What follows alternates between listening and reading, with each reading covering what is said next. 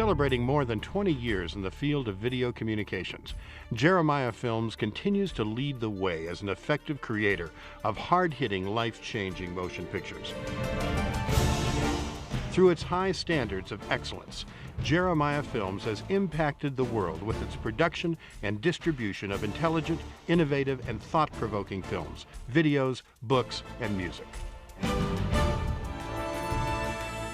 With its in-depth analysis of ancient and modern world religions, Jeremiah Films is at the forefront of providing authoritative, biblically based insight into a myriad of ever-expanding new religious movements. In addition to its meticulous research, Jeremiah Films has been the first to exclusively capture a number of secret religious rites and rituals on camera.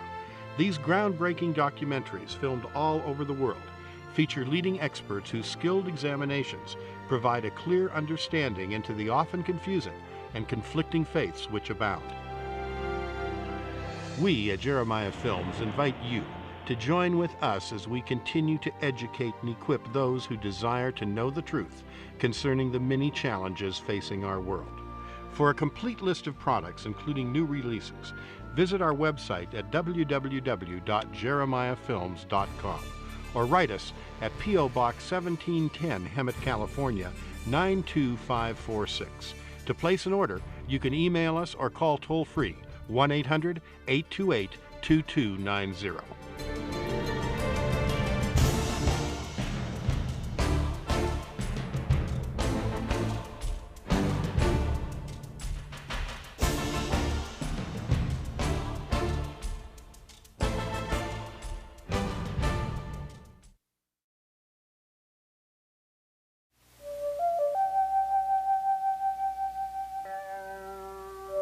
India, land of mystery, is the 7th largest landmass and 2nd most populated nation in the world.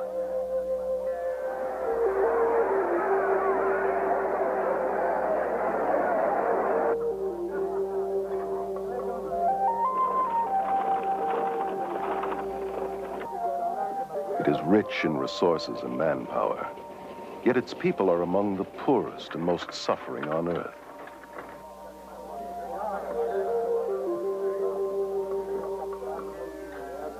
Millions of Indians suffer from malnutrition, disease, and poverty.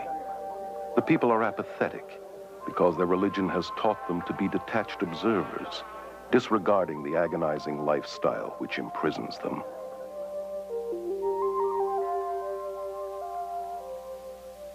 V.S. Naipaul, himself an Indian, describes India as a wounded civilization paralyzed by her religious beliefs.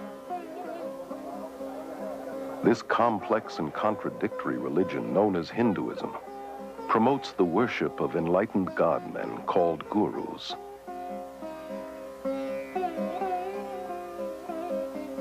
And countless idols.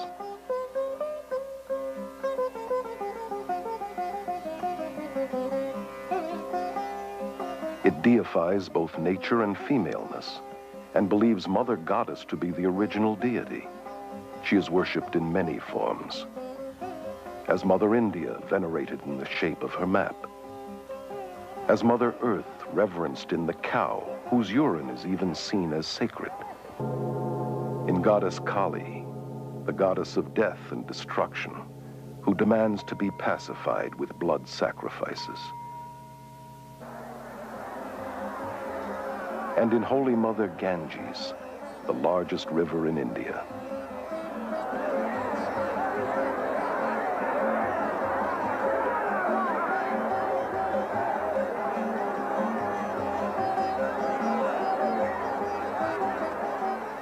This river is worshipped by millions who flock to her banks to perform daily toiletries and annually dump hundreds of thousands of dead bodies to assure them of a better reincarnation. Its pollution does not dampen the spiritual fervor of the people who believe its waters to be essential for all religious ceremonies and imbued with magical and healing powers.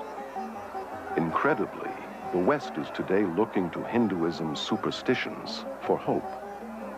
The religion that has all but destroyed India has now infiltrated every area of Western society.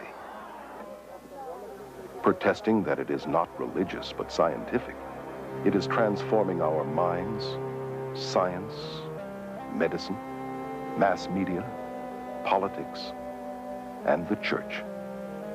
Hinduism is most seductive when it wears the mask of Christian terminology and has shockingly managed to disguise itself as the latest Christian thought. Hundreds of thousands of Western pilgrims have journeyed to India seeking enlightenment and have disappeared by the hundreds.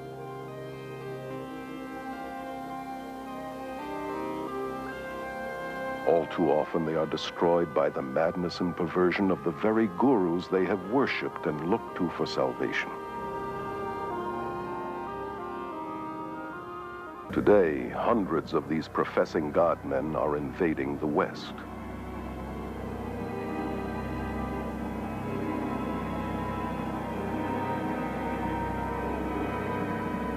Is there any need for alarm? Or should we continue to welcome these gods of the New Age?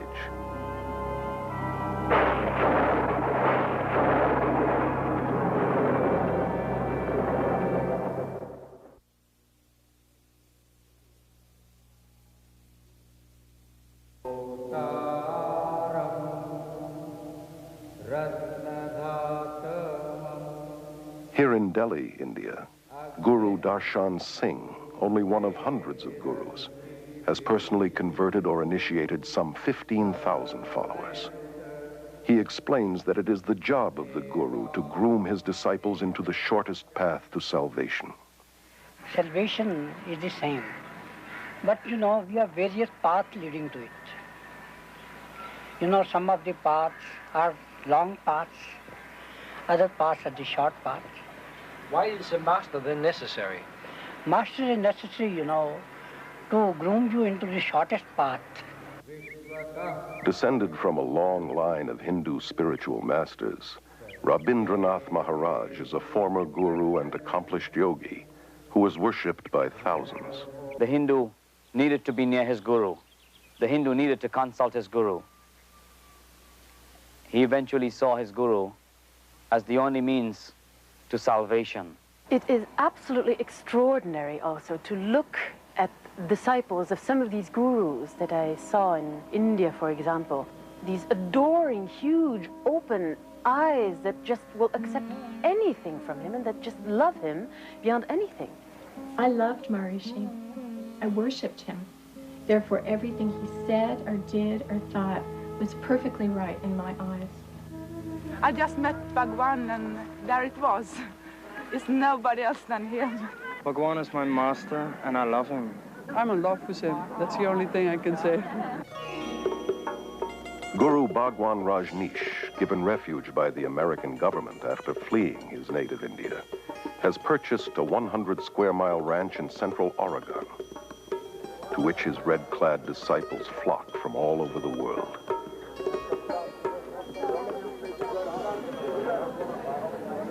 Whose astonishing title literally means highest spiritual teacher, Lord of the universe, Honorable Sir, and King. Carol Matriciana is a journalist and author of the book Gods of the New Age. Born and raised in India, she moved to London in 1973, where she became one of England's leading authorities on new religious movements. Prior to Rajneesh's death and the closure of his commune in Oregon, I had the unique experience of spending some time there.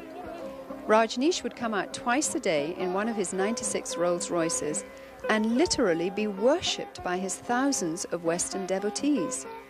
It was so sad to see their complete devotion to a mere man who considered himself to be God. Part of his required allegiance demanded that his followers always wear orange, India's holy color, and a portrait of their master around their necks. His spokeswoman and right-hand lady, Sheila Silverman, tries to explain the attraction and magnetism of her master. He is something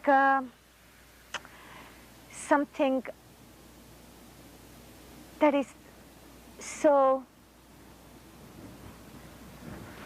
I have no words.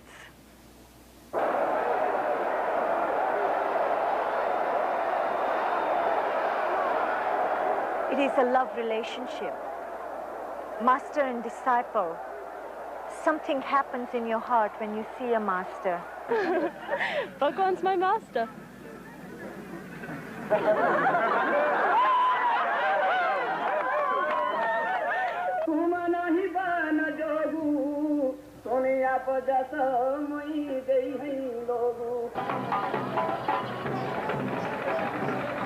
Here at the Kumbh Mela Festival, or Aquarium Fair, in Allahabad, India, 20 million Hindus gather to witness an endless procession of hundreds of these self-proclaimed God-men.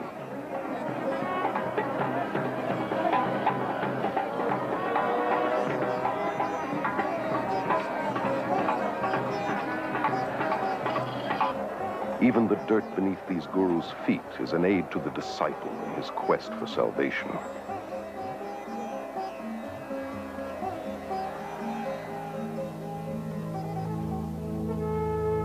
This footage was covertly photographed and smuggled out of India. Naked priests are considered to be the holiest and most dedicated of guru disciples. Many cover their bodies with cremation ashes and dirt and mat cow dung into their hair.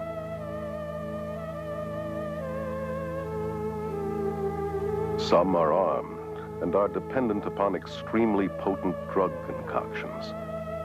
They have surrendered everything, families, possessions, and even their minds, becoming literally insane out of devotion to their guru. Well, Guru is our best friend, philosopher, and guide, and he shows the way to God.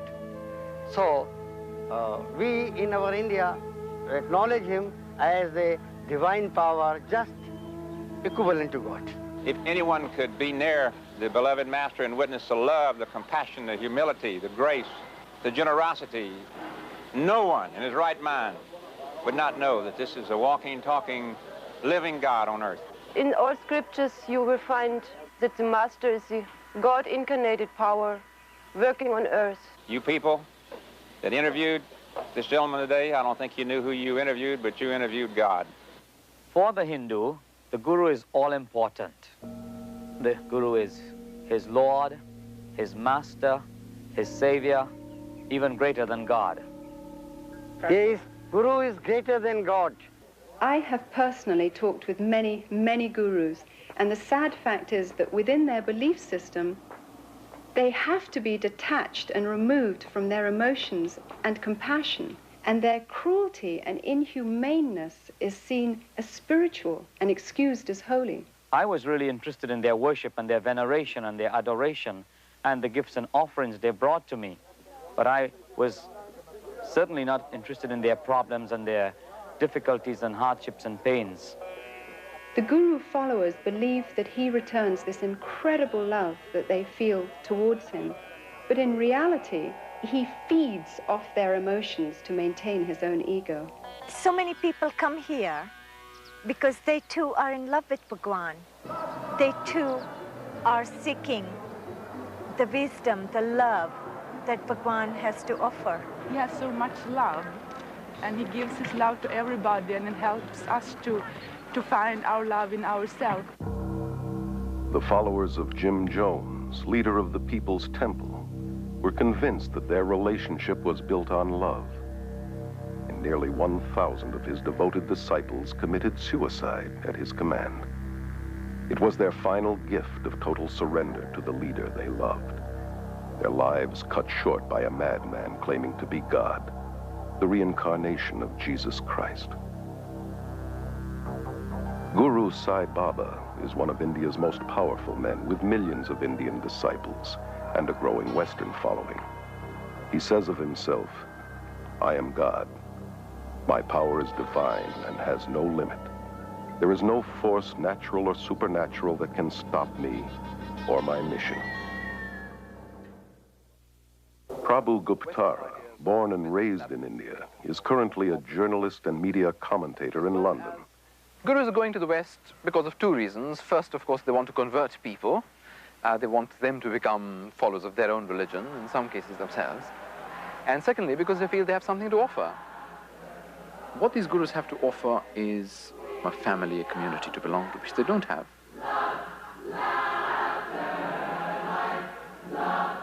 Thousands of seekers, most of them from broken or unstable families, and already emotionally wounded, are becoming victims of the gurus. Dr. Os Guinness, an Oxford scholar and noted world lecturer, is author of the bestseller, Dust of Death. One of the deepest longings in the modern world is for a sense of meaning and belonging, sense in their lives and sort of stability in their worlds. And people, having not found that in the West, are hungry for it. And reacting against the West, they're backing into the arms of the East without looking at it straight. Ed Senesi is a former member of the International Society of Krishna Consciousness, known as the Hare Krishna movement. For 3 years, he was editor-in-chief of their magazine, Back to Godhead. The attitude toward the family in the Hare Krishna movement is very unfortunate. The family is seen more or less as a necessary evil. Eckhart Floater, a successful German journalist, became a devoted disciple of Rajneesh in 1979 and spent several months with him in India. Rajneesh clearly says that the family, that marriage, that all these traditional family bonds are rotten. The only relationship that counts is between his disciples and him. Kathy, devoted disciple of Maharishi Mahesh Yogi for 15 years, was a teacher and governor of Transcendental Meditation, known as TM. I thought TM was strengthening my family, but it was really weakening it because I was turning all my attention in on myself. If you have an allegiance to your wife or your children, to the extent that you have that dedication to those people, you are less dedicated to the organization. I either had to become a member so I could go with him, or he was going to divorce me because he was not supposed to have any outside attachments. He said it wasn't that he didn't love me anymore, and in fact he still loved me very much. It's just that I was only human and Bhagwan was superhuman, and therefore he was more deserving of my husband's love than I was. How many of these people loved their neighbor, their family, in this totally giving way? Alexandra Schmidt is one of France's leading experts on new religious movements.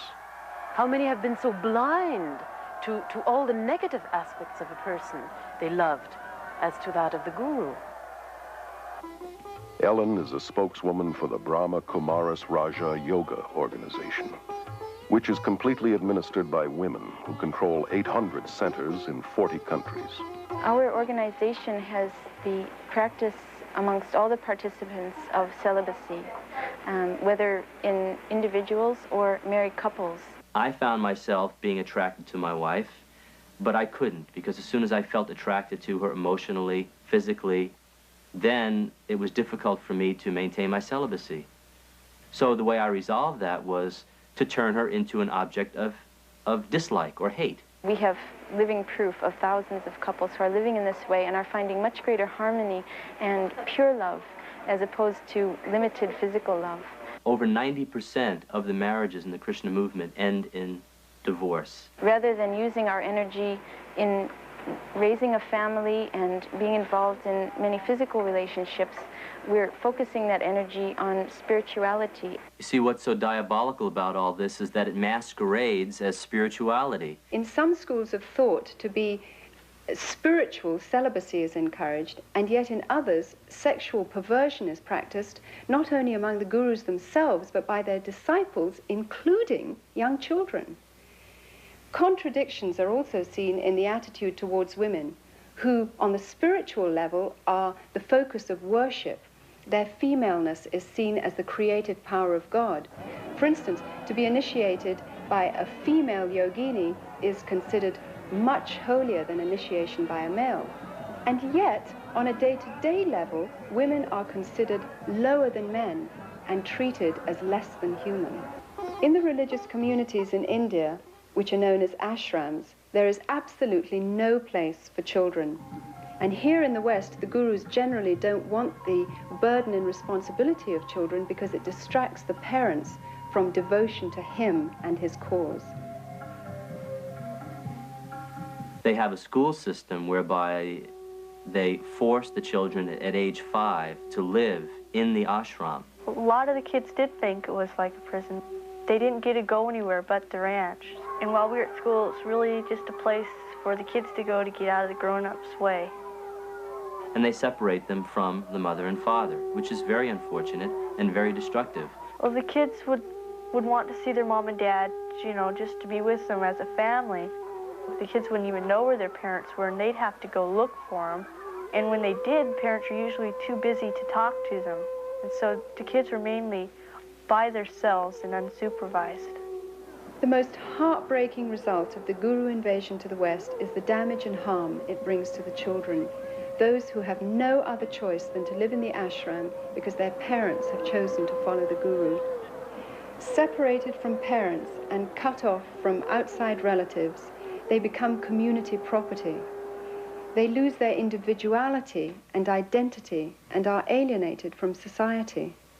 Pastor Friedrich Hack has written over 30 books on various cults and is Germany's leading expert on new religious movements. Children brought up in a cult are only educated to follow the commands of their leaders. They never experienced freedom. They never experienced a responsible life where they could have their own choice, where they could follow their will. I've had these children taken them to parks, and they've seen normal people, and they'd recoil in fear from them because they don't look like devotees. The men don't have shaven heads or robes. I didn't want to leave the ranch. I'd rather stay there because I was scared of the people outside of it. Because, I don't know, you just got a feeling down there, so you were worked into staying there. Now, why would an organization want to disrupt families like that? My own understanding in the cult dynamic is that it's a principle of control, divide and conquer. According to the Guru Gita, one of Hinduism's most important scriptures, the follower must not only adore and worship the Guru as God, but surrender himself and all his possessions as well. Most of the gurus that I know of in the West are super rich. Gurus are more interested in white disciples than in Indian disciples, largely because they get more money from the whites. Rob, former transcendental meditator for 13 years, was a TM governor and in charge of teacher training at Maharishi International University. The TM movement is very wealthy. They have land holdings all over the world. They have beautiful hotels in Switzerland. They have university campuses in the Midwest. They have academies on the East Coast, the West Coast. Here he was getting served on silver plates 6 times a day, sleeping on a very soft bed, riding around in a Mercedes. But supposedly he was so renounced that he wasn't attached to these things, so that gave him a right to enjoy them. Maharishi made a statement that says, when the money comes to me, he says it's transcendental. Money is our last priority. Everything else is our first priority. Hundreds of gurus have grown incredibly rich in the West through tax-exempt donations and the manufacture and distribution of every kind of memorabilia honoring these self-proclaimed God-men.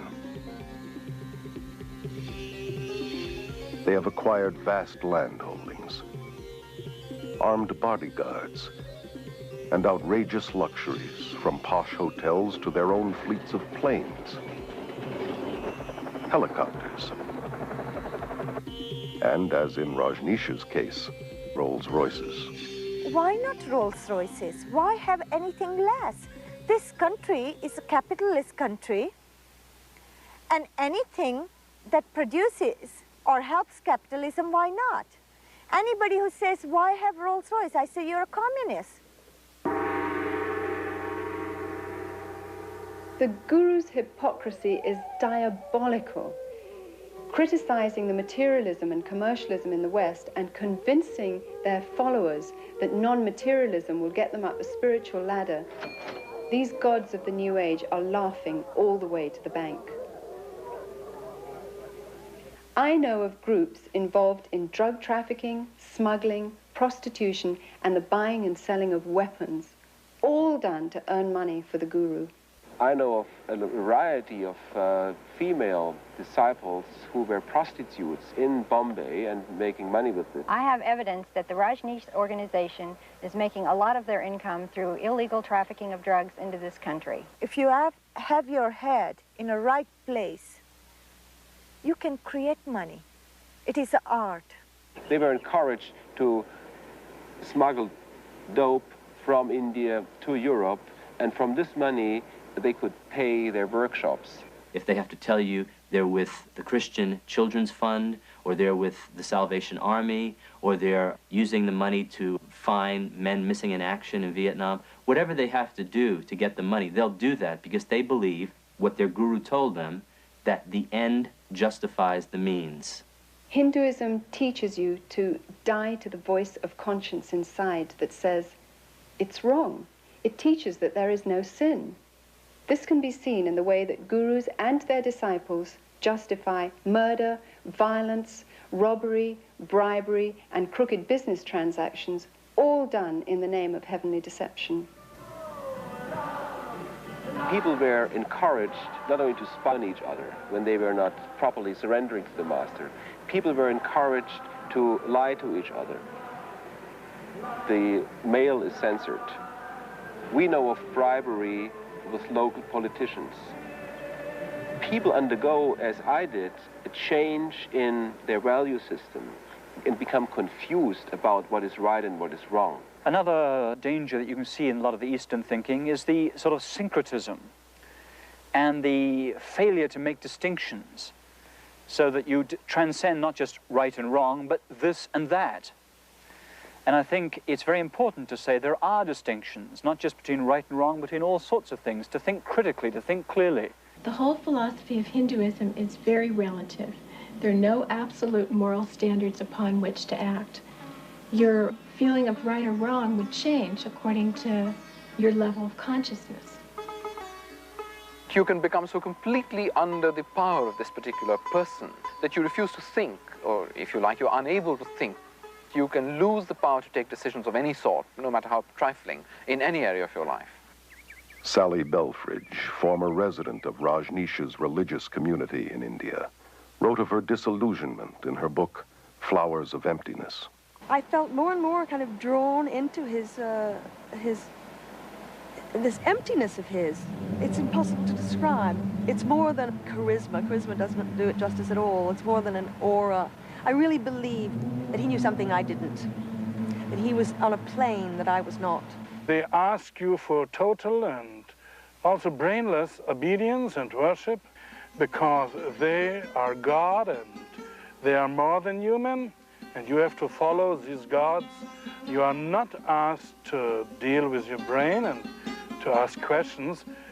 I discover with amazement and dismay the readiness of people to submit. So many people in the world feel that they've got to fling themselves headlong and believe and give up their autonomy. People love to give up this heavy freedom that we have to carry with all the decisions and the effort it implies. Freedom in the East is freedom from individuality. So it's a detached freedom that has no high place of man.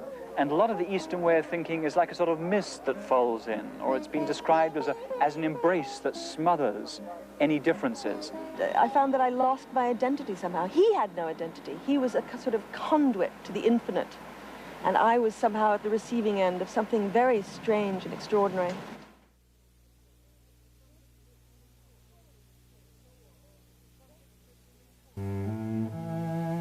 One just was taught to ignore all of the dreadful, the intolerable poverty and suffering of India.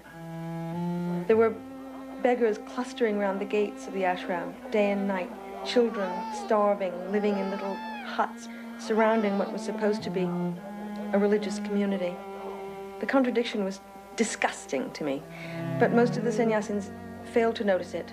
It appeared not to bother them in the least. It is part of the world of illusion, and the goal is to withdraw and detach yourself from it. So there's no high view of, say, social action or compassion or an outraged concern to see justice in this world. On the contrary, if you do things like that, very often you're just tinkering with a person's karma. They believe that when a person suffers, that that is what he's due as a result of the law of karma, because you've done something very sinful in this lifetime or in a past lifetime. So there's very little compassion. I was a member of the Social Service League at the college, and we were trying to do what we could to help people in the villages. A gentleman who was head of the Department of Hindi came around to us and said, why are you doing this? These people who are suffering in the villages, sick or diseased or whatever, have come to earth in this state because they have done something wrong in their past lives. Now, no matter what you do to them, if you cut short their suffering in this life, what will happen is they will simply come back in their next life in the same state or a worse state. So you're really wasting your time. We feel that the cause of suffering is within, and so to allow people to experience peace themselves, we teach courses in meditation. They seek to escape suffering by numbing their emotions and compassion through meditation.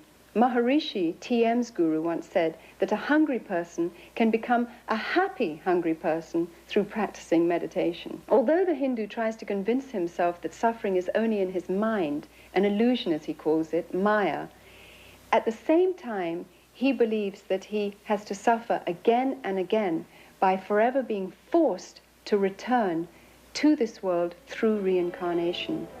There is no escape from this endless wheel of samsara, life and death, because in Hinduism, unlike Christianity, there is no forgiveness, because there is no sin. Therefore, sadly, also, there is no hope. All the gurus that I know of in the Western world teach reincarnation, a doctrine very central to Hinduism. Reincarnation is all about dying and coming back to this world in one form or the other. Hare Krishna people believe in transmigration of the soul, as they prefer to call it, traveling from body to body to body. These physical bodies don't last forever, even though the soul does. So in the same way that a driver needs to change cars, in the same way we need to change from one body to another. Gandhi called reincarnation a burden too great to bear. Yet it is being eagerly embraced in the West in diluted form, as part of a patent blend of Hinduism and Zen Buddhism, camouflaged with psychological terminology.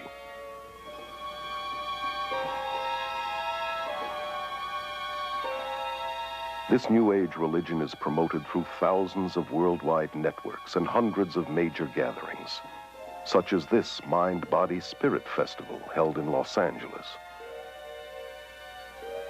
It is a westernized version of India's Kumbh Mela and promotes many of the same gurus and practices, from astrology and palmistry to psychic readings, healings,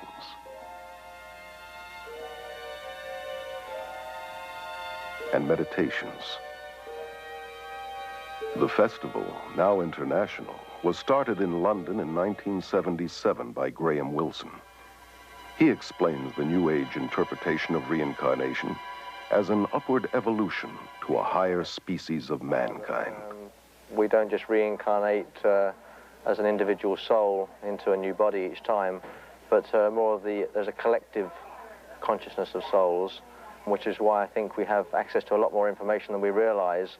Either one has to believe in reincarnation or resurrection. They both could not be true at the same time. There are those who believe that Jesus was a reincarnation of Krishna or Buddha or some other great master of the past, but the Bible would absolutely refute that. Until the early 60s, only an elite few in the West believed in reincarnation. Today, this belief is accepted by nearly 25% of Americans and about 50% of Europeans. Likewise, yoga was once practiced mainly by an occultist clique in America and Europe. Now, over 19 million Americans and millions more in Europe are actively involved in some kind of Eastern meditation. Altogether, 60 million Americans have incorporated Eastern philosophies into their worldview. The Bible teaches that Jesus came once and for all. When he died, he did not reincarnate, he resurrected. It is appointed unto all men to die once, and after death comes the judgment of God.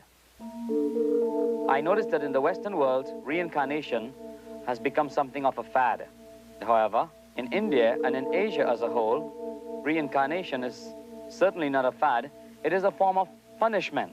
Within Hinduism, reincarnation is considered to be a terrible concept. The aim of the Hindus' religion is to somehow try and escape from this endless imprisonment of life and death. And the means by which they believe one can get out of this hopeless trap is through the practice of yoga. Yoga goes all the way back to the Hindu god Shiva, who is called Yogeshvara, meaning Lord of Yoga. You find yoga being taught in several of the major Hindu scriptures. Krishna, one of the many Hindu gods, was an advocate of yoga. Yoga is also mentioned in the Gita as the main means to attaining salvation. The word means basically to yoke, union. The goal of the Hindu is to be yoked with Brahman. Brahman is the Hindu concept of God, the all or the absolute. Yoga, in its many westernized forms, is also at the heart of the New Age movement that has adopted Hinduism's basic beliefs and goals. In spite of the seeming variety and hundreds of competitive schools of yoga, all forms come out of India and lead into the occult, though most Westerners are not aware of this. Yoga techniques include breathing exercises, or prana, positions called asanas, dissolving the mind, known as laya, psychic powers called siddhis, repetitious chanting, named mantra, and deliberately cultivating black magic, known as tantra. In my extensive travels in India, I have encountered a number of Westerners who have got into Hinduism and begun following Hindu gurus as a result of a very simple initiation into a yoga class.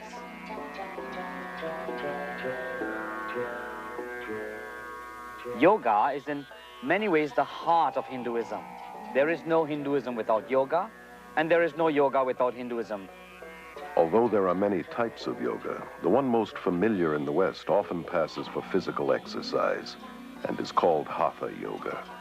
It promises mental and physical health, but its Hindu roots and real goal to yoke with Brahman are seldom taught. Ellen believes that Raja Yoga, or yoga of the mind, is the highest form of Hinduism. The Brahma Kumari's Raj Yoga is a form of meditation where the soul begins to understand itself clearly and has a connection with the Supreme Being. Raj means royal and yoga means union, so the link with the Supreme Being. And through this yoga, I become the ruler over my own self, over my mind and my life. Johanna Michelson, former yoga teacher and assistant to a psychic surgeon, tells of her experiences in the occult in her autobiography, The Beautiful Side of Evil. Another word for mantra is charm, or to cast a spell, if you will. And in mantra yoga, a word or a phrase or the name of a demon god is repeated over and over and over again to bring the individual to a vibration level that will attract that which is being chanted for, to bring about the desired effect. It's exactly what the white witches and magicians, so-called, use in the casting of their spells. We were always told, no, it's just a meaningless sound. Had nothing to do with Hindu gods. But every time a person would sit down, they'd be invoking a Hindu god by thinking that mantra over and over again, be stronger in their life.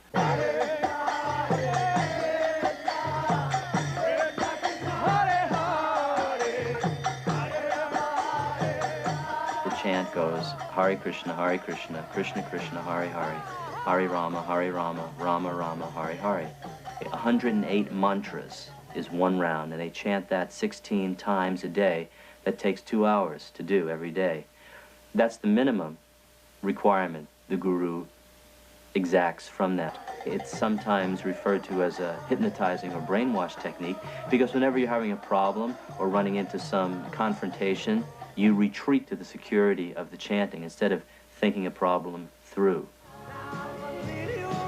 George Harrison of the Beatles made mantra yoga acceptable to the world through his song My Sweet Lord, where he incorporated the chant to a Hindu god, Hare Krishna, simultaneously with the biblical shout of praise, Hallelujah.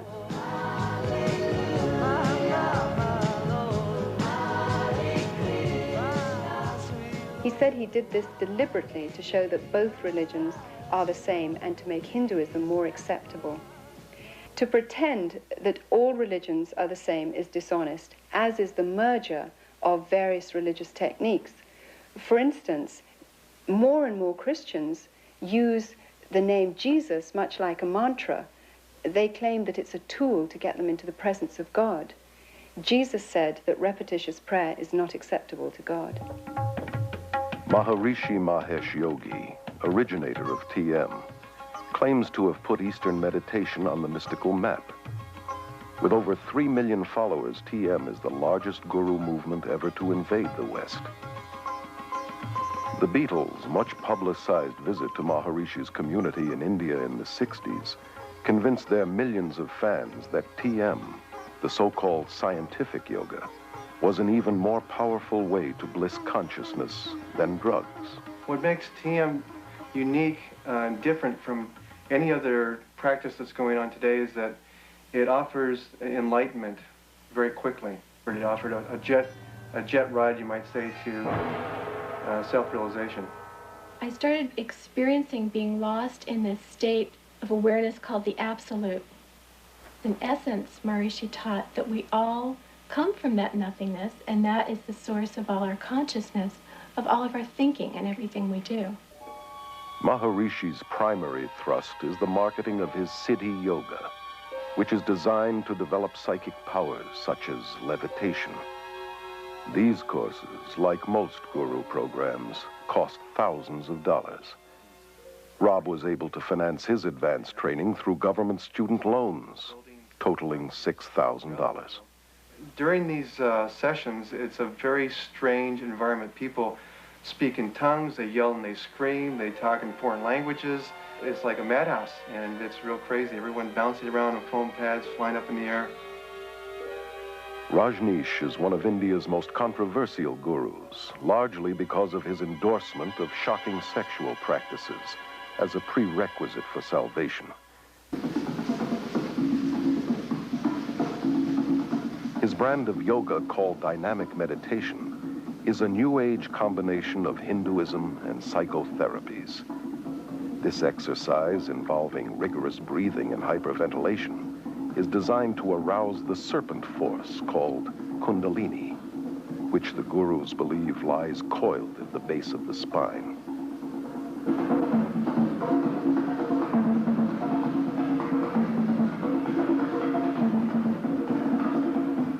I did dynamic meditation every day. We also called it Kundalini meditation. It starts off with a cathartic breathing, and the reason for it is just to move your energy and to get you out of your head and into your body, and you just breathe.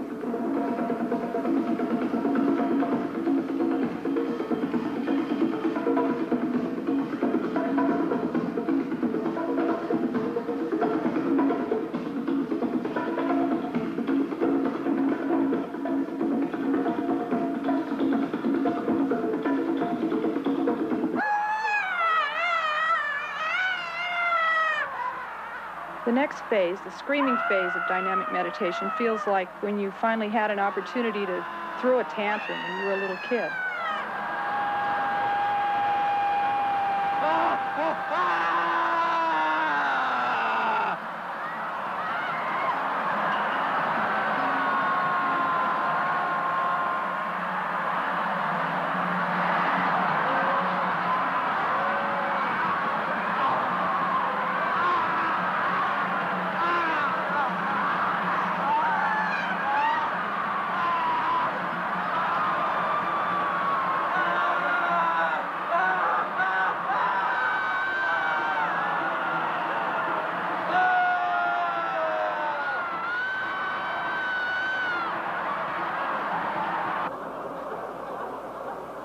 By the time you get to the third phase of jumping up and down and yelling "Who," you're hardly there at all. And so it's pretty hard to remember what happens when you're there. I guess the closest thing I can associate it with is mindlessness. You get to a place where your mind actually leaves your body. Your body's just jumping up and down, and your voice from your gut is yelling "Who," and you're not doing it anymore. You become one with this whole energy.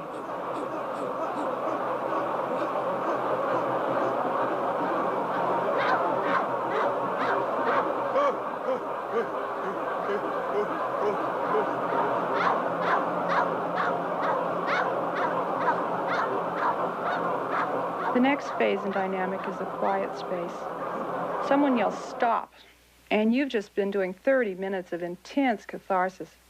And what happens after being in such incredibly intense movement for so long is just a feeling of peacefulness and stillness. My mind actually stops, and I feel a oneness with the whole universe. There have been glowing reports published giving credit to the gurus and their pseudo-psychological techniques, but neglecting to mention the thousands of cases of emotional and mental breakdowns, insanity, suicide, beatings, murder, rapes going on in guru centers, various guru centers worldwide. It is alarming to realize these dangerous techniques for enlightenment are being incorporated in psychotherapies, self-help seminars, and are even being accepted in mainstream Protestant and Catholic churches and seminaries. One of the fastest growing yogas in the West today is Tantra. Seductively offered as an exotic means for enhancing one's sexual experiences. Like all yoga, it is designed to provoke possession by Hindu spirits in order to break the chain of reincarnation. In Tantra, advanced disciples indulge in the most degenerate behavior, from human sacrifices to sexual perversion and sorcery. Tantra Yoga is the extreme expression of Hinduism. If you will, it's the black and so-called white magic, in which the Shakti, the Kundalini force, is aroused, the psychic powers that accompany it are in full bloom, and the individual, depending on his personal preference, can channel this force either into the black magic, which includes rites of meditating upon severed heads, human heads in India, and eating bits of flesh and the unconsumed parts of the cremation rites and other practices, horrifying practices. Or they can take it into what they call the white magic part of it, in which they are using this power, this force, for healing, for the benefit of mankind, if you will. Yet Anton LaVey, the Pope of the First Church of Satan, has said it very explicitly. He said that to believe there's any such thing as white magic is mythology. There is no such thing as white magic. All of it has its source in occult psychic power, and it has nothing whatever to do with God. Toby is a yoga teacher at the Scandinavian Yoga and Meditation School in Aarhus, Denmark, which promotes Tantra Yoga. Tantra means to free the mind through expanding the awareness. That means to be able to meet more and more of the reality in everyday life. Although yoga is sold to the West through various gimmicks and techniques, its basic occultism remains the same. The hope of immortality is at its heart, and the dream of realizing one's own inherent divinity is its ultimate purpose. Becoming a Christ, they call it. Despite the claims that yoga is only physical and non-religious, it is the very essence of Hinduism's spirituality. It eventually leads to the realm of the spiritual, to meditation, where the person looks into himself to find the true self, and in finding the true self, he believes he's finding God. You know, the frightening thing to me now, as I look back, is I started having the experience that I was God. And as God, I could completely structure my life and my universe exactly the way I wanted it. Dave Hunt, noted author and lecturer, is one of America's leading experts on the New Age. His books include the bestseller, Peace, Prosperity, and the Coming Holocaust. He explains that Hinduism is based upon the same ideas that the Bible says the serpent introduced to Eve in the Garden of Eden. The yogis teach the same lies that the serpent in Genesis 3 deceived Eve with, that death is merely the doorway to reincarnation, and that humans can become gods. This is either an unbelievable coincidence or an unmistakable identification of the mastermind behind Eastern mysticism.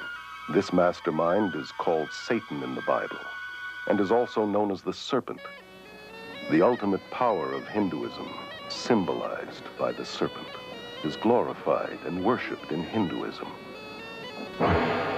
We see God as the form of light, and the name Shiva is used by our group, but meaning incorporeal being, radiating peace, radiating light, love to the whole world. In India, Shiva is known as the god of destruction. He haunts the cremation grounds and wears a necklace of human skulls and wears serpents in his hair. His power is worshipped. Hindu texts describe the power as the fiery serpent within, called Kundalini. Many people are talking about Kundalini, and really it does mean energy. That means whatever you call it, it is about energy. To take away blocks in your energy system so you are able to function in a more effective level. The serpent has been known as energy or the force and worshipped as the symbol of wisdom and immortality in every religion and culture. Only in the Judeo-Christian Bible is the serpent identified as deceiver, destroyer, arch-enemy of God and man. The old dread and fear of the serpent is being subtly removed from our culture. Even children in schools are being taught to accept the snake through yoga positions like the cobra. Michelle, could you show us how we do the cobra?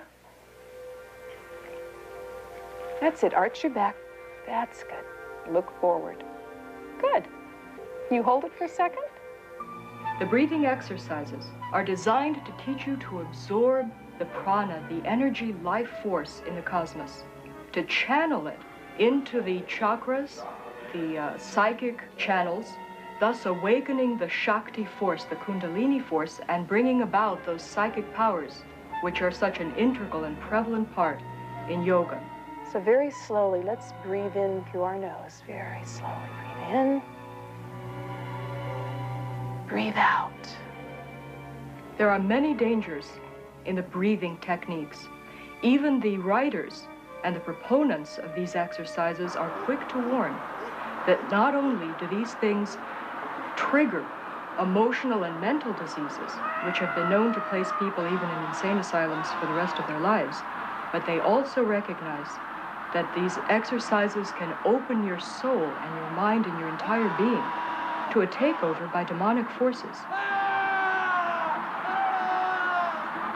The followers of the gurus themselves have been forced to form an emergency spiritual network of 4,500 MDs and psychiatrists to treat those who are freaking out on Eastern mysticism.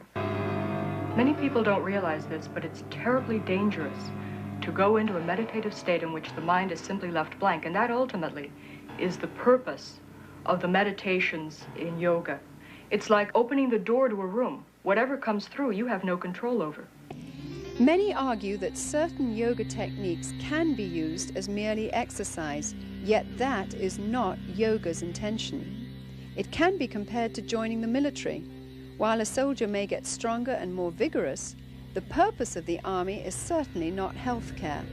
The aim is to learn how to kill. And so it is with yoga.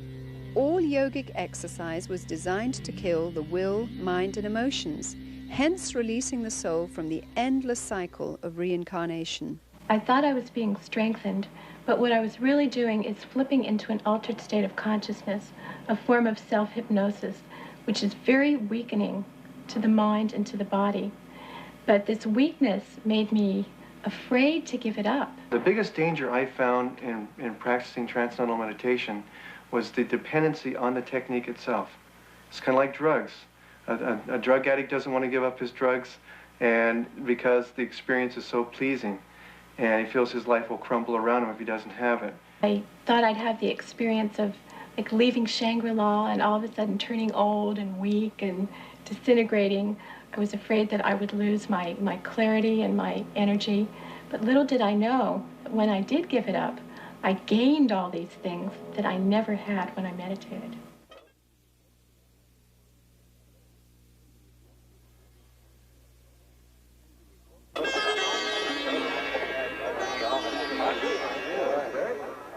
Once a religion for Indians alone, Hinduism has become radically evangelistic through adopting the principles of Christian missionaries who introduced cultural and social reforms in India. In 1966, at an international Hindu conference, leading Hindus planned a strategy to convert the world.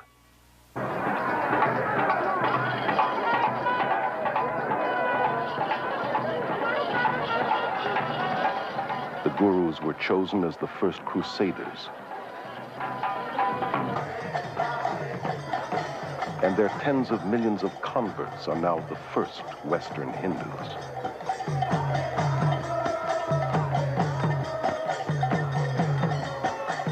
At the World Congress of Hinduism in 1979, a spokesman declared that our mission in the West has been crowned with fantastic success.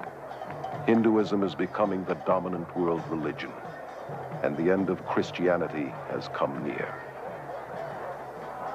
At the 1981 TM conference in India, a spokesman stated that the entire mission of TM is to counter the ever-spreading demon of Christianity.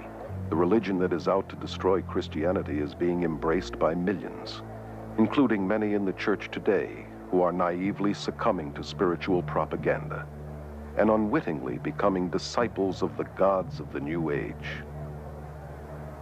Behind today's aggressive campaign for world Hindu domination is a secretive organization called the Vishva Hindu Parishad. It is the world missionary organization of Hinduism. Paragraph 4 of its constitution says that its aim is to establish an order of missionaries, both lay and initiate, the purpose of propagating dynamic Hinduism. The Hindu Vishva Parishad magazine clearly states that yoga teachers throughout the world are the front missionaries of the Hindu religion. Western teachers themselves may not realize that they are being used by India's Hindu leaders in this way, but they are. While a guru disciple, Prema Nayak was an accomplished yoga teacher for 10 years. Yoga teachers are blind leading the blind. They themselves do not understand what they're into. They don't have any idea what they're teaching. This is really being used to reach the souls of students and innocent people in this country and other countries who come for an exercise class. As I look back on it, I see it was a subtle infiltrating of my beliefs and ideas. It totally changed my worldview. It gave me little or no moral standards by which to guide my life. I was becoming a Hindu, and it was a very big deception. The Vishva Hindu Parishad's plot to convert the world to Hinduism has created thousands of New Age worldwide networks with tens of millions of converts, all working for a new one-world government. Through the repackaging of yoga, the Western mind is being systematically conditioned to accept a neo-pagan worldview. Combined with New Age thinking, it claims to offer more integrity, selflessness, goodwill, freedom, and says it is the very alternative to Christianity's narrow way. Yoga is really part of our society now. It's being sold everywhere as technique for relaxation, for becoming unstressed, brighter, more beautiful. The self-centered world of glamour promotes yoga, meditation, and visualization techniques as a means to a healthier and more beautiful body, mind, and spirit. Spirituality is in, but with an anti-biblical meaning. Even relaxation has become a spiritual quest for one's so-called full potential through holistic massage, isolation tanks, and hundreds of other New Age techniques. Most of the 2,000 YMCAs across America offer yoga classes. And nearly 2/3 of all universities and colleges make yoga available as part of the curriculum. Many of the people practicing yoga that I have met say to me that they only practice it because of the physical benefits. Any Hindu would tell you, however, that there is no yoga that is purely physical. One of the first things I learned in my teacher's training class was that I must talk to the students about the philosophy behind yoga, that this was just as important as the exercises. I will count. Relaxation at the end of yoga class is really hypnosis. where each part of the body is relaxed. So while they were in this state, I read to them about the Hindu philosophy or something from one of my guru's books. So they got it whether they wanted it or not. Yoga exercises were not designed for physical fitness, but to realign the serpent force within the body, to achieve godhood, that yoking, which is what yoga means, with Brahman.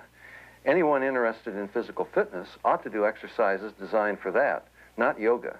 Many hospitals have set up their own yoga and meditation classes to provide stress reduction for patients, doctors, and nurses.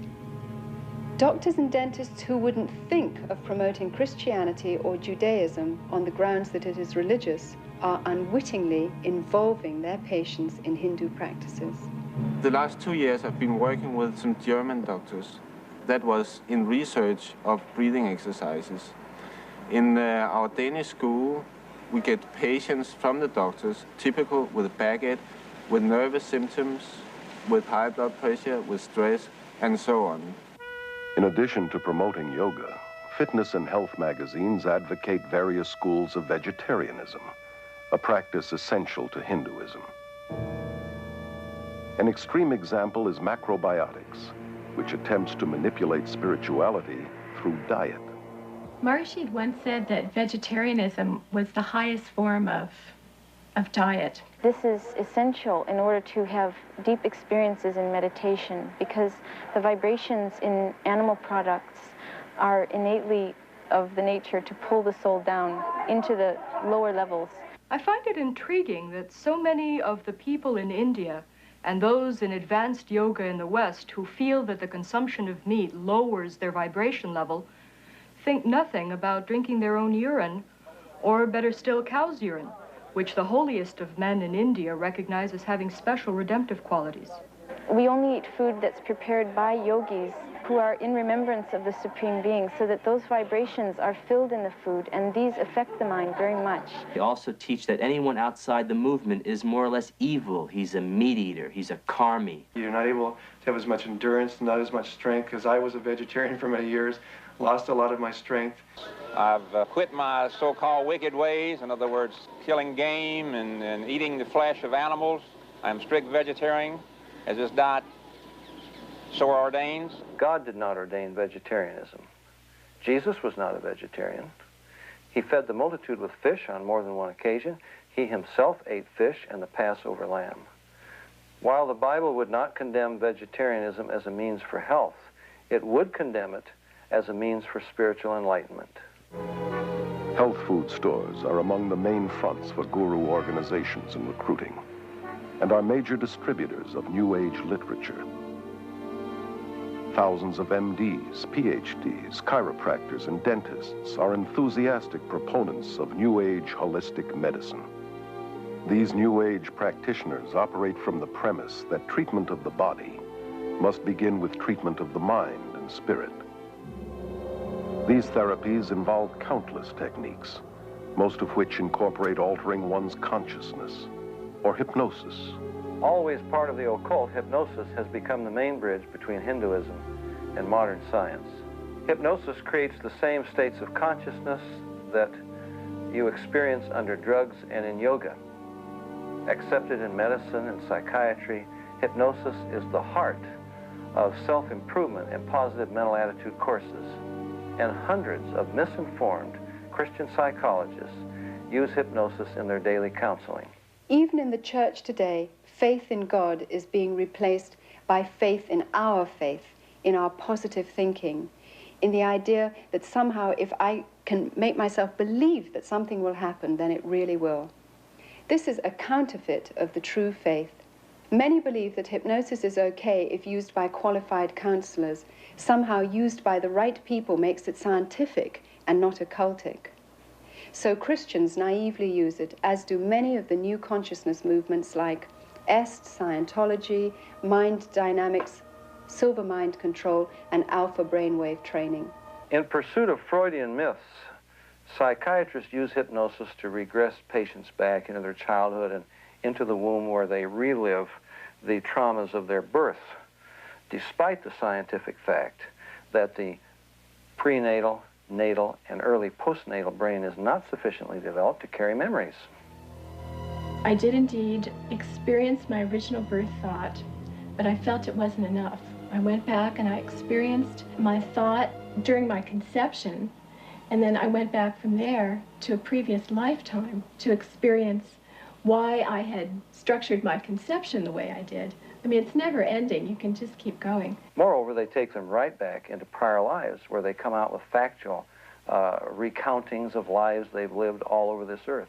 Obviously, the memory is not coming from the brain. It's coming from a deceptive source.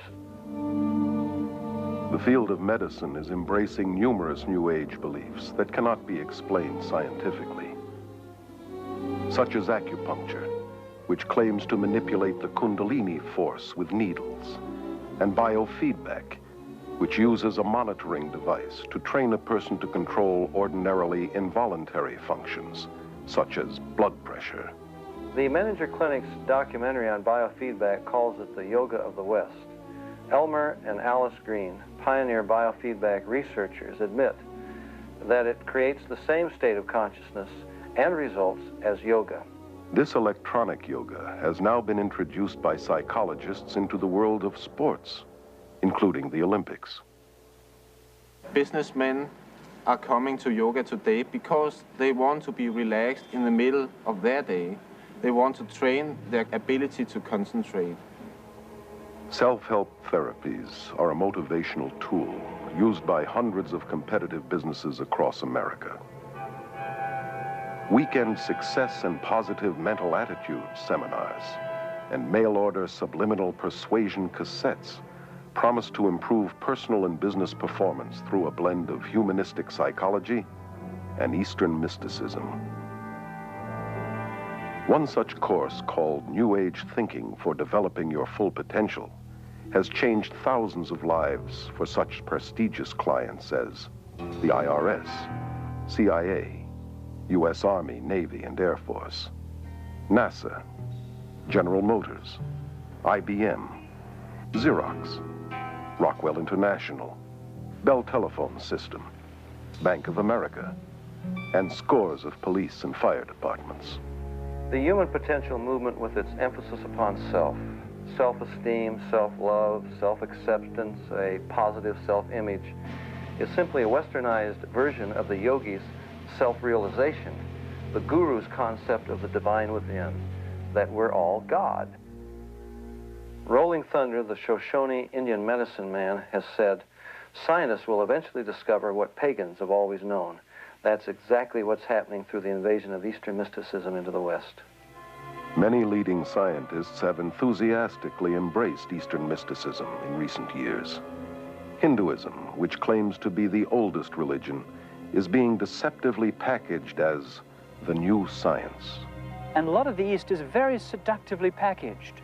It's put over very carefully so that they don't stress the religious side, they'll put the scientific. They don't stress the spiritual side, they'll put the physical fitness or whatever. The yoga we teach has nothing to do with religion. It is scientific methods in the way that you do something and then you get results. Maharishi found out that in the United States that people would not buy the religion package. So offered the scientific package, started getting scientists involved, started to do experiments on meditators such as the breath rate, the brainwave patterns, etc. And when they found out that the metabolic rates lowered during meditation, they found they could present it scientifically and people would buy it better that way. Even as teachers, we were taught the puja ceremony. We were bowing down to Hindu gods, and yet we didn't really feel we were teaching a religion. I think that's extremely deceptive and dishonest, because the deeper you get into it, for instance, as people are initiated and so on, what they're taught is the pujas and the basic words and the rituals that are Hindu worship. Children practice it, it is used for teaching languages, it is used for the businessmen, for all levels of society. It's taught in the schools. In schools across the Western world, from kindergarten through university, Hindu occultism is being openly taught in spite of the otherwise enforced separation between church and state. Guru Thakar Singh was invited to speak at a high school in Southern California. Kurt, a student there, became so overwhelmed that he actually moved to India, where he is now a devoted follower of Thakar. It's only half an hour talk and 20 minutes meditation. And the experience I had while there was like nothing I'd ever experienced before. And just the air, the energy in the chapel where he was speaking was just electrified with feelings of love and just a peace, a hushed quiet that was just bewildering to me. It seems outrageous that in public schools across America, where Christian prayer has been outlawed, yoga, Eastern meditation, and visualization techniques, which are simply forms of Hindu prayer, are not only allowed, they're being actively promoted. Here in some of the schools in the West, in the PE classes, after having started with the physical aspects of yoga, the teacher eventually has the kids chanting words like Om, Rama, or Krishna, names of the gods.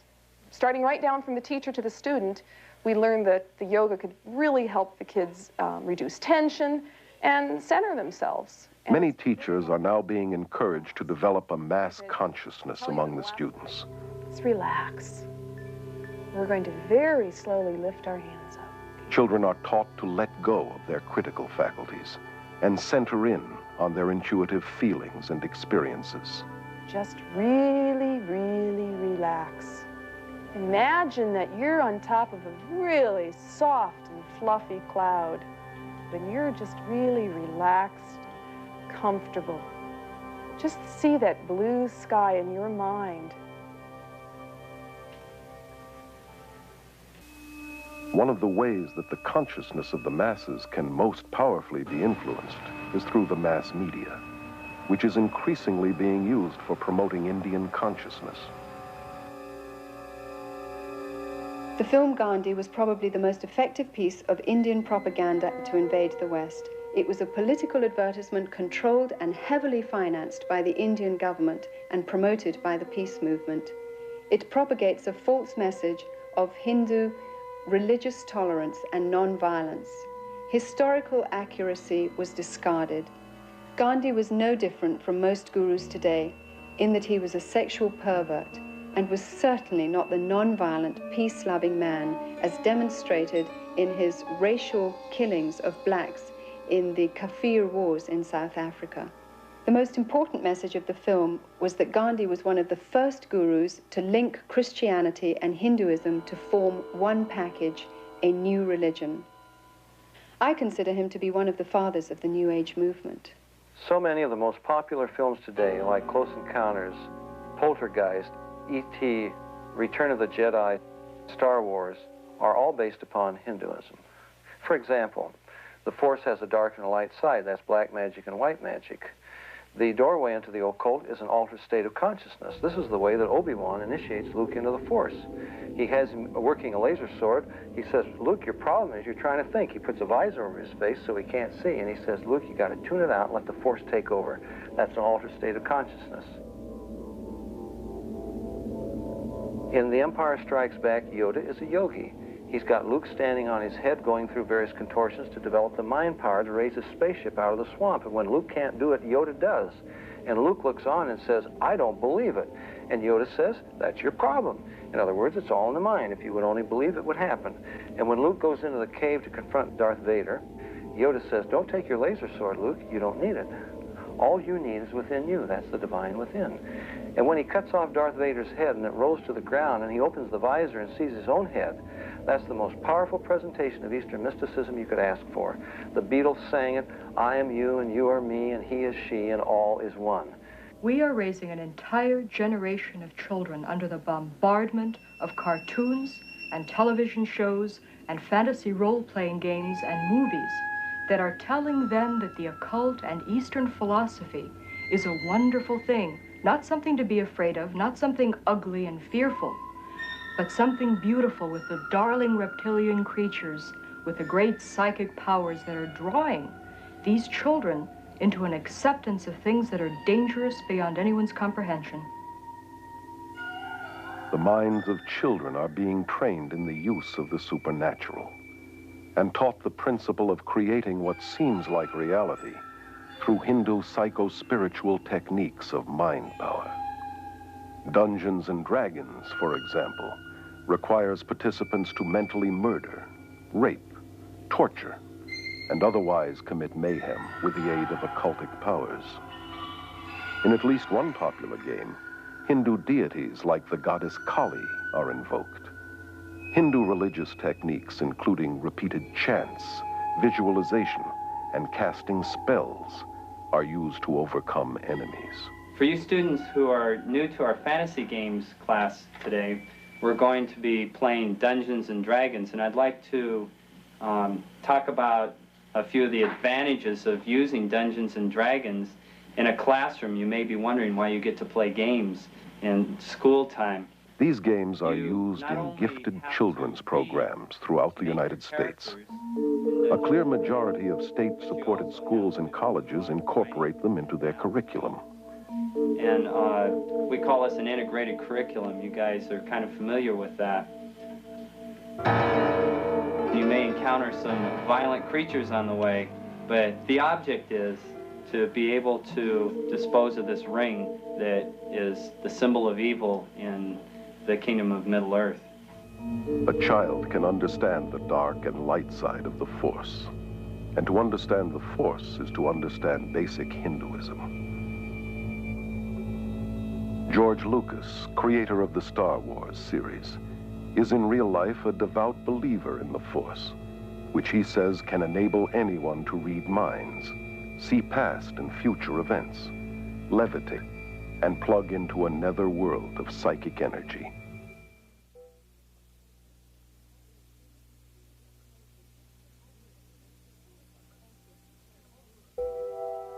The Eastern gurus, the occultists, cultists of every description, have taken the terms of the Bible and felt every liberty to redefine them according to their basic presuppositions. God becomes not a personal individual, a spirit with whom we have a personal relationship. Through his Son, Jesus Christ, he becomes an impersonal force. God is something, an energy that permeates every one of us, each and every one of us.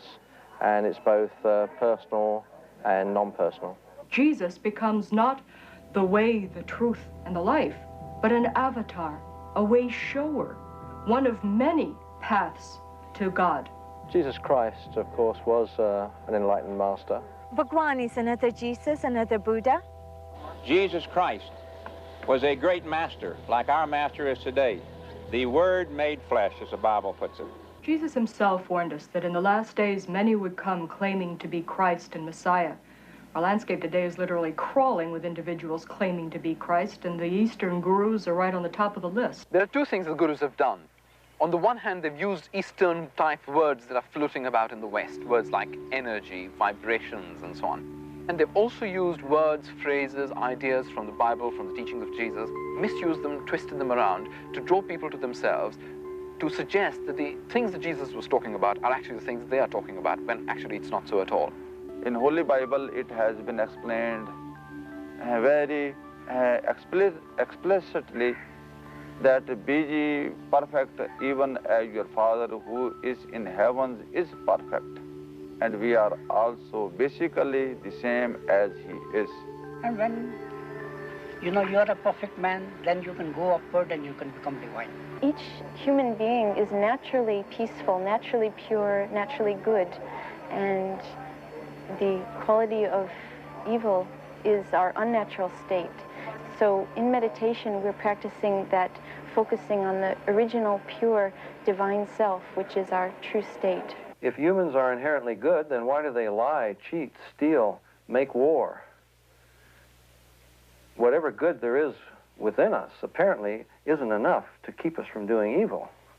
Therefore, to seek salvation from within is to seek it from the wrong source. We're not separated from our higher self. We're separated from God by sin. Ernst Winter has a PhD in international law. He was a diplomat in the Austrian Foreign Service for 10 years, and from 1968 through 78 was a director with the United Nations.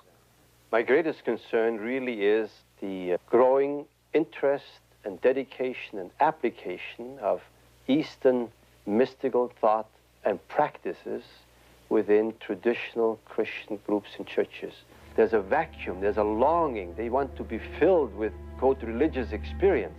Today's New Age teachings falsely claim that Hindu spiritual experiences are compatible with Christianity. And the incredible thing is that so many Christian leaders, through their books, magazines, sermons, radio and TV programs, encourage millions of Christians to seek Christianized Hindu experiences. Many people who are in the Christian church have come to us and have had deeper experiences of spirituality and of God as a result of this meditation. As a society, we've become geared to basing our beliefs on our experiences. If our experience and our feelings tell us that something is valid and genuine and good, then we automatically assume that that is the measure of absolute truth. No distinction is made whether this is a spiritual experience coming from God the Father or from the ruler of this world. The appreciation of Satan or the devil or demons has diminished enormously because rationality says there cannot be a Satan, cannot be demons. These are psychological phenomena, maybe even have to be treated by a psychiatrist. Opening, therefore, to spiritual experiences one's soul opens many people to the occult. The Jesus who came to me in times of deep meditation gave me visions and experiences that were beautiful beyond description. I was convinced that because I was witnessing miracles of healing, because these things are so filled with love, they must be good and from God. And yet one day it occurred to me that I had no objective, absolute truth against which to test my experiences, that my feelings, my emotions, perhaps were open and subject to some form of subtle manipulation which I didn't understand. At that point, I decided to look into the Old and New Testament. I knew that I'd fallen then for the Jesus of the counterfeits. Trying to develop spirituality based on feelings, ecstasy, or experiences is like building a house on sand. Our relationship with God should be built on a solid foundation of biblical knowledge. Now, I believe that we are challenged to test the Spirit, that we should read Scripture, that we should study the Bible, and that we should not value experiences higher than the Word of God. Biblical meditation is thinking deeply on the person and work of God and Christ, concentrating on and knowing His Word. Most Catholic monasteries and most Protestant Bible schools have introduced one system of meditation or another, and they are based upon the practices of yoga. Many of the church people, and particularly the leaders of the churches and denominations, look with great hope to Eastern mysticism that it would bring new life into a dead body. I recently graduated from a major American theological seminary, and I've seen an alarming influence of Eastern mysticism in terms of using meditation techniques, biofeedback, self-hypnosis, autosuggestion as a tool in order to gain mental and physical health. The danger to the students is that these professors are using Christian terminology in order to describe Eastern techniques. One of the professors who is teaching Christian meditation told us to empty our minds because we should kind of image God in this meditation. The belief that we can create reality with our minds comes directly from the Hindu concept that everything is an illusion, or Maya. This is the new delusion in transpersonal psychology, and it's rampant even in the evangelical church today, where it's becoming increasingly popular to believe that we enhance worship by visualizing an image of God or of Jesus, that we create the answer to our prayers by visualizing what we're praying for. Creating a visual image of Jesus or God in our minds is no less idolatrous than if we made the same image out of wood or stone. Forcing God to participate in a situation or honor a desire that I have visualized in my imagination is simply a devious way of attempting to manipulate Him into doing what I want without admitting it. While infiltrating the Christian church, Eastern mysticism is also powerfully influencing world politics. Under the umbrella of the United Nations, countless New Age groups spread their philosophies worldwide. Many UN leaders, UN agencies, and the World Council of Churches with its deep UN ties promote New Age beliefs and practices. The UN has its own meditation room and resident guru, Sri Chinmoy. Even the United States Pentagon has meditation rooms. A graduate of Harvard School of Divinity, Leland Stewart, directs the Unity and Diversity Council, a powerful New Age promotional network that originated with a 1965 directive of the United Nations General Assembly. Unity and Diversity Council is a worldwide coordinating body of what we call it individuals, organizations, and networks looking toward a time in which there will be one single organized energy of networking throughout the planet. Under Stewart's leadership in 1982, this group linked arms with Graham Wilson's Mind, Body, Spirit festivals, forming a vast army dedicated to the merger of all religions into one, under a world leader. I am very interested in the harmony of all religions, not just to give birth to another religion, but rather to produce, let's call it, a universal religious outlook through which there can be a new connecting of all cultures and all religions, all races. In this growing consciousness of sharing godliness and looking for a leader to lead everyone into this new heaven, the UN plays a very important role inasmuch as it is a support system. Any group that meets to discuss these matters would be very eager and very careful to have UN sponsorship. Our organization has been represented in the United Nations. We have an office there, and this has been going on for approximately 5 years. We've been involved in all the sessions that are going on in the UN. We've been able to watch and participate, offering meditations and presentations. How is this possible? I think it became possible by the thought and actions of one man in the UN, Robert Mueller, who was continuously emphasizing that the UN has to be a support system to this conditioning of man, to this sharing desire, to this looking for a one world government, for one world leader, and playing down, and I believe myself correctly, that the UN is not that world government, that it is a conditioning device, that it is an aid, a support system. It gives prestige to otherwise completely outlandish groups. The Brahma Kumaris World Spiritual University in India is used by the UN and its members for conferences focusing on world peace and unity.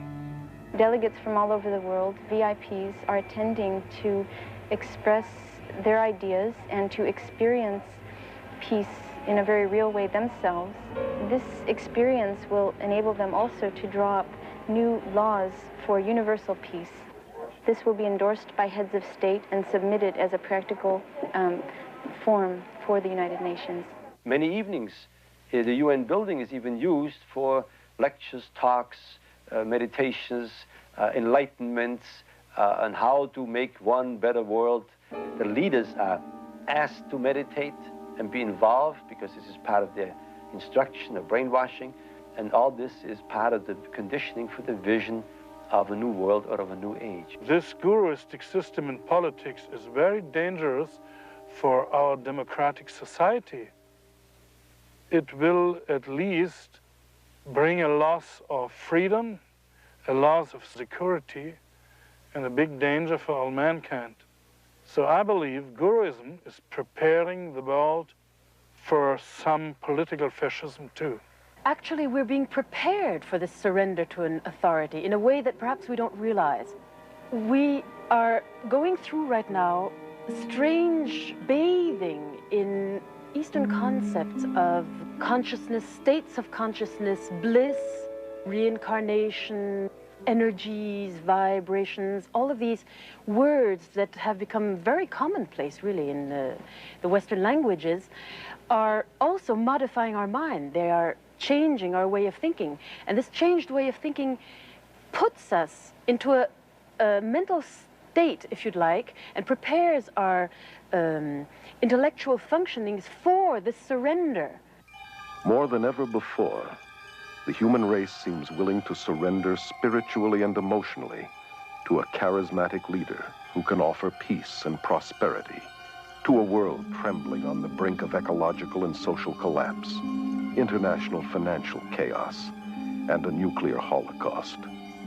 Well-known New Ager Benjamin Creme claims to be the coming world leader's advanced public relations man. In 1982, full-page advertisements around the world announced the coming of Creme's New Age Christ, which gave fresh hope to millions. At this press conference in Los Angeles, he described how this Christ would make himself known. It is a truism today to say that we are at the dawn of a new age, the age of Aquarius.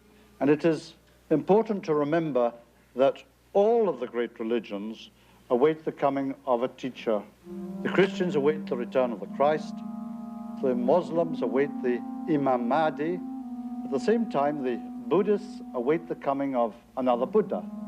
The Hindus await the return of Krishna, and the Jews, as always, await the coming of the Messiah. I'm speaking today about the return of such a teacher. Christians are awaiting the return of the resurrected Jesus with the nail prints in his hands and feet.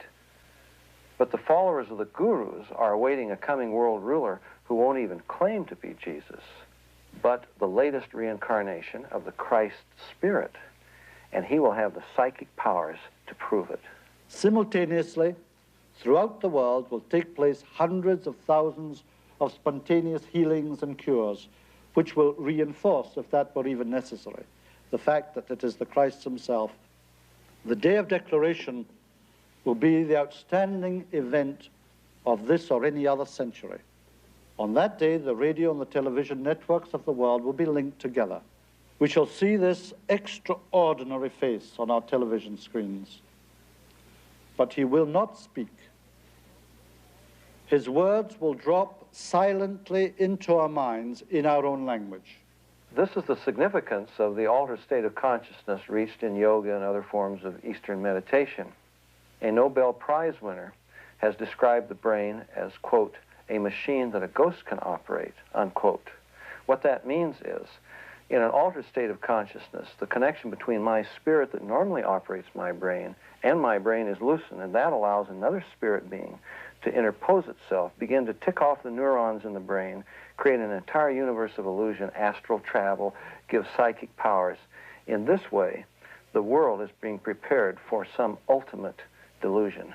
He will indeed inaugurate a great new world religion, and at the very most sacred core of that new world religion will be the process which is called the esoteric initiations, which take us out of the strictly human kingdom into the kingdom of God. David Spangler, board member of the Planetary Initiative for the World We Choose, which comes out of the United Nations, declares that Lucifer is the same force as Christ, that Lucifer prepares us for our own Christhood, that this is the final Luciferic initiation into the new age.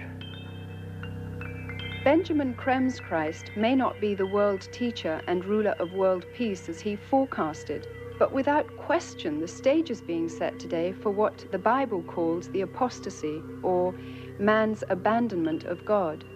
This climate is ushering in the final actor, the counterfeit, who the Bible predicts must come before the return of Jesus, the true Prince of Peace, who will then reign for 1,000 years. The merger of science and mysticism is now in full blossom, and its evil fruit will be the new universal religion of the coming world dictator that the Bible identifies as the Antichrist. Today's revival of paganism and Hindu practices, which form the heart of the New Age movement, was ironically the same kind of foundation that prepared the way for Hitler's rise to power. The Germany of the 20s and 30s was in social and economic despair and looked for a leader who would free them from the Great Depression. The man with a promise of hope was Adolf Hitler, who claimed he was ordained of God to usher in 1,000 years of peace and prosperity. His hypnotic powers manipulated an entire nation to surrender its collective mind to him. Obsessed with the occult, Hitler drew many of his bizarre ideas from Hinduism. He took the symbol of the swastika as his own, a Hindu symbol of power seen in many of today's temples in India.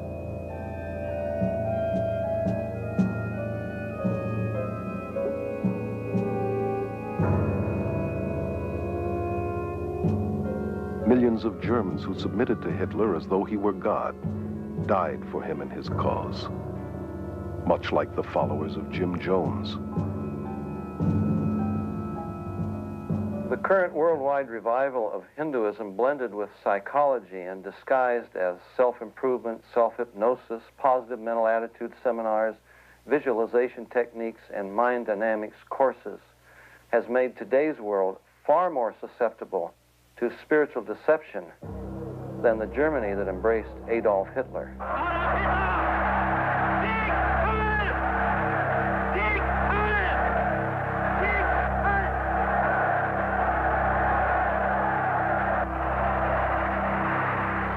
Today, a desperate world is looking for another spiritual leader. Has the human race learned nothing from its own mistakes?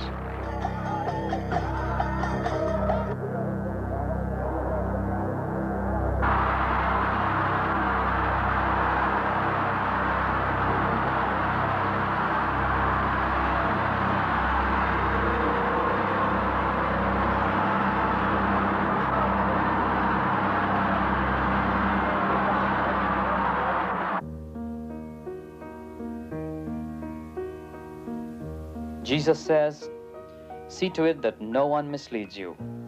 For many will come in my name, saying, I am the Christ.